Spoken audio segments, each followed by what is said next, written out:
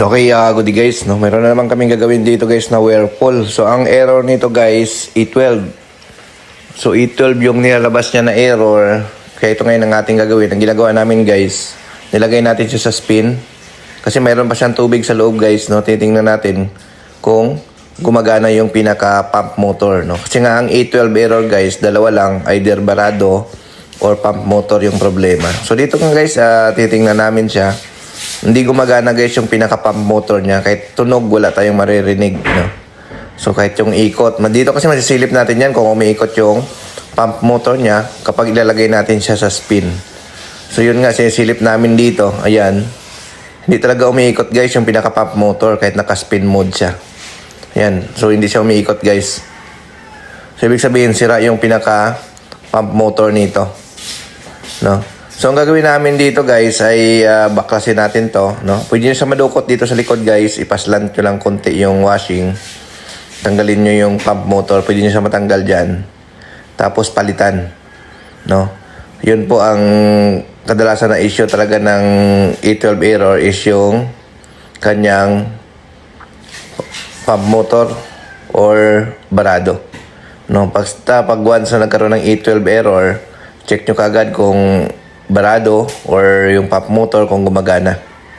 So yan nga guys, binabaklas na namin to ngayon. So nandito tayo ngayon sa General Trias Cavite. So ito yan guys, yung pump motor assembly. Ayan. Ayan. So ito yung papalitan natin, no? So malalaman natin siya guys na mayroong supply sa pump motor kasi umiinit yan yung pump motor, no? Ibig sabihin, pag umiinit yung pump motor, hindi siya nagpump, pump motor yung sira, no? Pero kung hindi siya nagpump guys, tapos malamig yung pump motor, check nyo yung mga connection. Baka kasi yung connection yung problema. Pero kung umiinit yung pump, 100% pump motor yung problema niyan. So ito na, babaklasin namin guys at papalitan natin yung pinaka motor, pump motor, no? So yan, no? So ang pump motor naman ito guys, common naman ito. Yung pang Samsung, pang LG, pwede nyo ilagay dyan. Pang Electrolux, no? Pwede nyo ilagay dyan, no? So hindi naman siya ganun kahirap hanapan, no? So yan, ito. Sira na siya, no? So, okay pa naman yung spoiler niya, pero hindi na siya umiikot, guys. So, yun yung naging sira ng E12 ngayon, no? So, yun. So, ang gagawin namin dito, guys, papalitan namin siya ng bago. So, ang ilalagay namin ngayon, yung para sa Panasonic, no? Pang Panasonic na pump motor yung ilalagay namin para medyo matibay-tibay, no?